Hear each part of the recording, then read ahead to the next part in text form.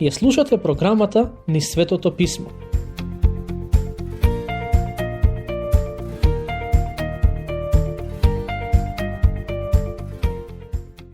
Драги пријатели, добре дојдовте на уште едно проучување посветено на Старозаветната книга Изреки. Денес ќе ја завршиме со обработка глава 22 и ќе го обработиме по големиот дел од глава 23. Да почнеме со читање.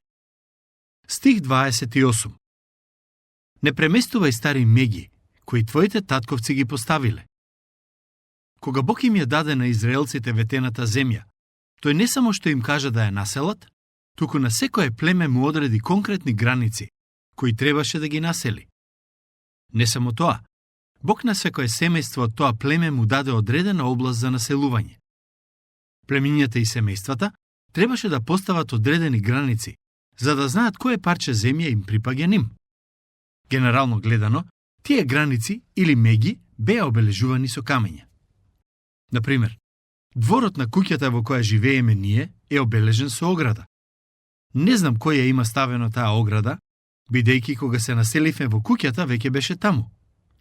Но целта на таа ограда е да ми покаже со колкав плац располагам јас, а и колкави се плацевите на соседите.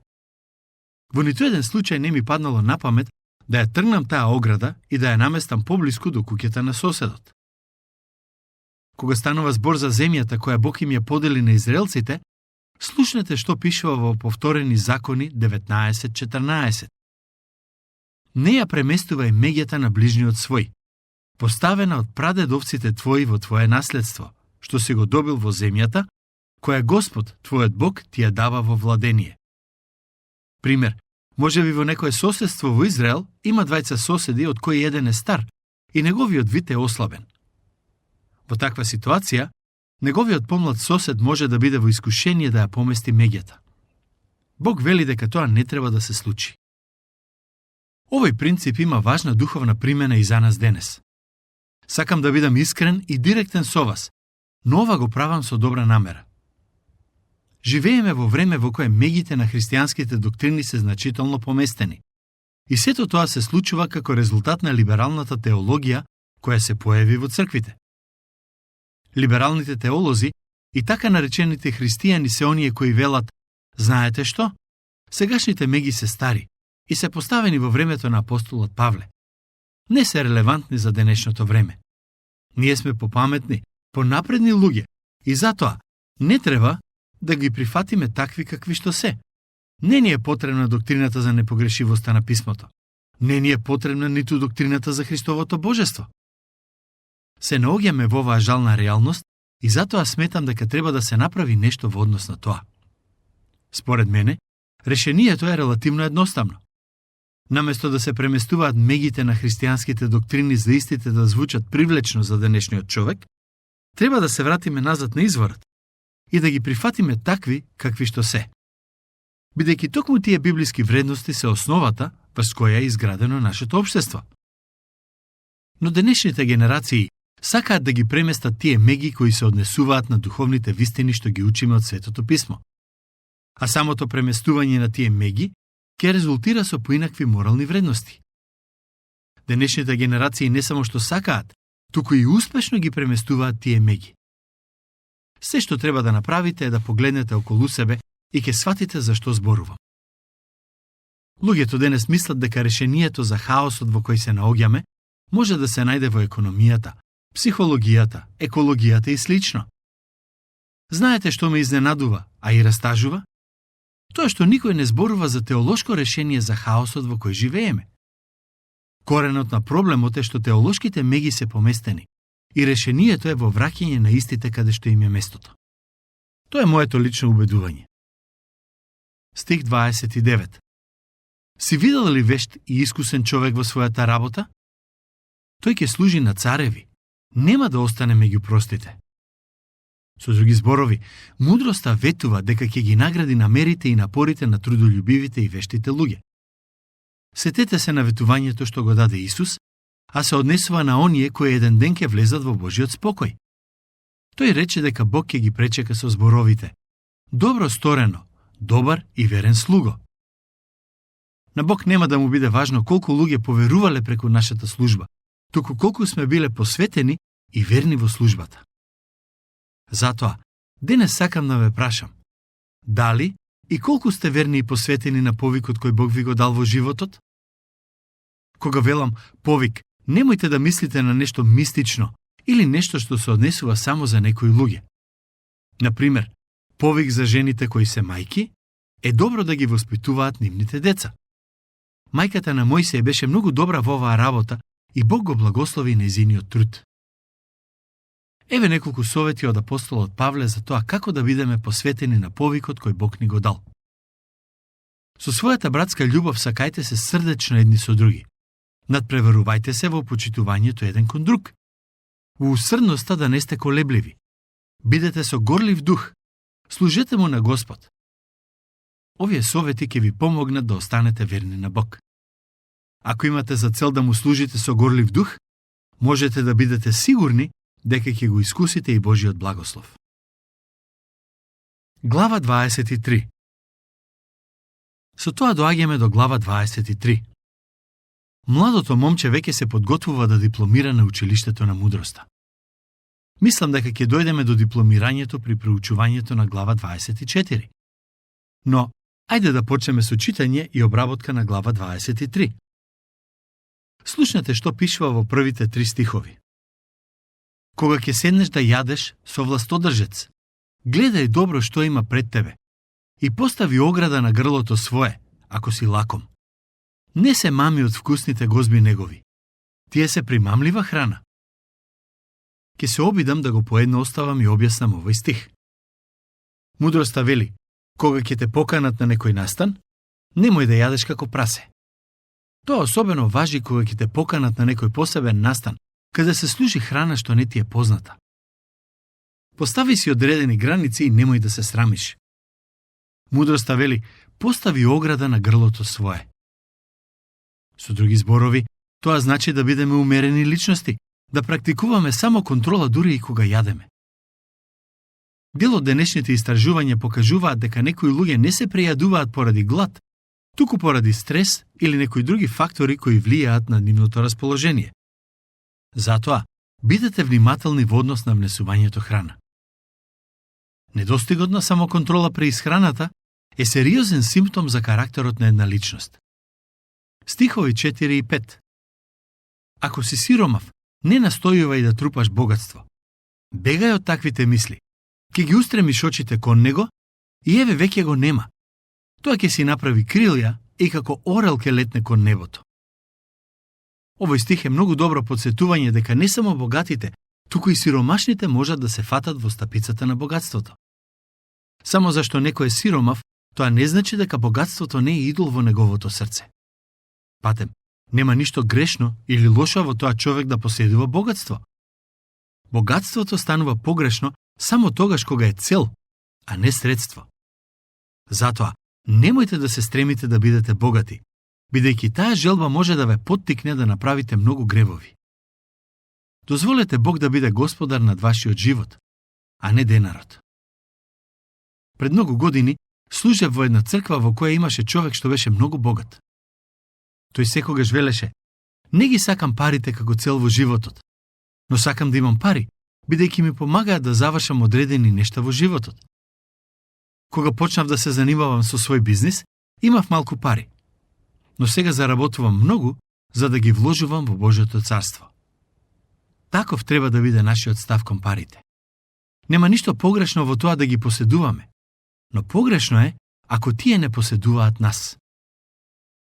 Проблемот со посекувањето на парите е во тоа што кога таа желба ќе се појави во нашето срце, сигурно ќе води кон алчност и лакомост, два гревови кои се широко застапени во денешното општество. Релативно мал број луѓе се поклонуваат на парите во недела, но штом дојде понеделник, тие трчаат и се трудат да заработат што повеќе, се со цел самите да уживаат во парите. Таквите луѓе му се поклонуваат на денарот. Пред многу години бев пастор на една црква и со неколку од луѓето во заедницата имав токму вакви предизвици. Не сакаа да дојдат во недела на богослужба, а во понеделник правеа се што можат за да дојдат до повеќе пари. Интересно беше што се случи да се сретнам со еден од нив во текот на неговото работно време во понеделник. Човекот со недели не се појавуваше на богослужба во црква, а тој понеделник го видов на работа. Му реков: навистина ни недостасуваш во црква. На што одговори: знам, и јас сакам да дојдам, ама не се чувствувам добро. Си реков во себе: значи, не се чувствува добро кога треба да дојде на богослужба, ама кога треба да му се поклонува на мамон, тој е одеднаш здрав и нема никакви проблеми. Тоа е алчност. Алчноста е плод на желбата за богатење. Затоа мудроста ни вели да се пазиме од такви амбиции. Стихови 6 до 8. Не јади лепка и заведлив човек и не се занесувај од вкусните негови гозби. Зашто какви му се мислите во душата негова, таков е и тој. Јади и пиј ти вели, но срцето негово не е со тебе. Залакот што си го извел ке го изблуеш и убавите зборови своји напразно ке ги потрошиш. Досега неколку пати ми се има случајно да бидам предупреден од некои мои колеги во врска со овие нешта. Некогаш, кога сме на конференција, некој ќе ми каже: сакаш да одиме на вечера? Генерално гледано одговарам со: не, сакам да одморам бидејќи денот ми беше напорен. Или пак одлучувам да излезам со луѓе кои ги познавам. Но од време на време некои од моите колеги ми велат: пази се, ако таа и таа личност те покани на вечера, бидејќи неговите пријатели се луѓе кои постојано ќе те снимаат и ќе ти поставуваат незгодни прашања со цел да те фатат во некоја замка, а потоа да те цитираат. Обично, кога некој ве кани на вечера, добивате впечаток дека таа личност е пријателски настроена кон вас и дека сака да биде во вашето присуство. Како резултат на таа предпоставка, сакате да се опуштите и да бидете отворени во разговорот. Јас сум таков по природа. Ако одлучам да излезам со некој, сакам да бидам искрен во комуникацијата. Но пред некое време постапив така и сватив дека тоа беше голема грешка. Бев излезен со еден брачен пар и се пошегував на сметка на еден близок пријател. По некое време бевме заедно со него и тој ми рече: слушнав дека кога си излегол на вечера со наши заеднички пријатели, си зборувал за мене. Кога му кажав што реков, тој се насмеа, но ми рече: знаеш ли дека тој брачен пар ми кажаа дека си рекол нешто сосема поинакво за мене?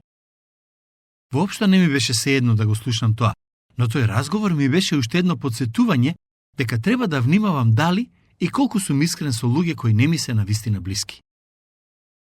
Продолжуваме со читање на глава 23. Слушнете што пишува во стих 13. Не оставај го детето без казна. Ако го казниш со прачка, тоа нема да умре. Телесното казнување е една тема која често се појавува во оваа книга. Мој совет е: практикувајте физичко дисциплинирање, но некога сте премногу изнервирани. Сакам да ве потсетам дека целта на ова за која размислуваме е детето да се научи на одредена дисциплина, а не да се казни. Ако дисциплината не е главната цел, тогаш се што ќе направите ќе биде напразно. Сметам дека децата треба да се дисциплинираат, но родителите не треба да им се закануваат со зборовите: ќе те казнам. Наместо тоа, користете ги зборовите: ќе те дисциплинирам. Разликата меѓу едното и другото е навистина голема. Павле вели: и вие, татковците, не дразнете ги децата своји, туку подигнувајте ги во воспитанието и науката на Господ. Стихови 19 до 21. Слушај, синко, и биди мудар, и насочувај го срцето свое по прав пат. Не биди меѓу оние што се опиваат со вино, меѓу оние што се презаситуваат со месо. Зашто пијаницата и оне што се прејадува ќе осиромашат, а сонливоста ќе ги облече во партали. Внимавајте во однос на тоа со какви луѓе се дружите. Знаете што ќе се случи ако се дружите со зли луѓе? Ќе ве научат на лоши навики и манири. Тоа е она против кое не предупредува мудроста. Стих 22. Слушај го својот татко, тој те родил. Не ја занемарувај мајка си, кога таа ќе остарее. Вашите родители стареат. Ако имате над 40 години и вашиот татко е се уште жив, може би почнува да заборава некои нешта. И покрај тоа, тој е човек со многу мудрост и затоа е добро да покажете почит кон него. Земете го за пример Авесалом. еден од синовите на царот Давид. Кога сега би имале прилика да разговарате со него, предпоставувам ќе ви каже дека татко му Давид беше многу помудар од него. Авесалом дигна бунт против својот татко и сакаше да го симне од тронот бидејќи мислеше дека ќе биде подобар цар од него. Во еден момент, Авесалом ја собра својата војска, го напушти градот Ерусалим и тргна во потера по татко му. Но тоа беше голема грешка, бидејќи татко му ја познаваше периферијата, односно планините и долините, многу подобро од него. Во таа потера, Авесалом го загуби својот живот и покажа дека не е помодар од неговите родители. Стих 23. Купувај вистина и не продавај мудрост, учење и разум. Дали вистината може да се купи? Нема продавница во која се продава, зарем не? Поентата на оваа изрека не е да ни каже дека вистината се продава, туку дека треба да се посветиме на нејзино пронаоѓање и да ја цениме. Вистината е поважна од се во животот. Стих 26. Синко, дај ми го мене срцето твое и очите твои да ги гледаат патиштата мои. Бог ги сака нашите срца, бидејќи тие се изворот на животот. Ако Бог е господар над нашите срца, тој ќе господари и над нашите мисли, дела и зборови. Стих 27. Зашто блудницата е длабока пропаст, а туѓа жена тесен бунар. Овој стих го потврдува тоа што го кажав пред неколку епизоди. Имено, дека кога зборува за туѓа жена, мудроста покрај другото мисли на блудницата. Стих 28. Таа како разбойник ги пречекува и ги умножува беззакониците меѓу луѓето. Во Стариот Завет имаме два примери за вистиницоста на овој стих. Првиот е Јуда. Тој посака да спие со една блудница и на крај испадна дека таа блудница е неговата снаа. Вториот пример е Самсон. И тој се соочи со многу тешки последици поради неговата одлука да си земе жена со ниски морални вредности. Стих 29. На некого ах, на некого ох, на некого кавга, на некого жал, на некого рани без причина, на некого зацрвенети очи. На оние што заседнуваат околу вино, кои одат да бараат вино со ароми. Покрај тоа што го предупредува против блудната жена, мудроста го предупредува момчето и против прекумерната употреба на алкохол. Забележете кои се последиците од овој порок. Отпосле тоа ќе касне како змија и ќе жилне како отровница. Очите твои ќе гледаат привиденија и срцето твое ќе почне да говори неразумно. И ти ќе бидеш како заспан среде море и како задреман на врвот од јарбол. Ова се само дел од проблемите кои ќе ви се случат ако невнимателно конзумирате алкохол. Бидете внимателни и ако не си ги знаете границите, подобро е целосно да го избегнувате овој порок. Тука ќе завршиме со денешното проучување. До следниот пат, Бог нека ве благослови.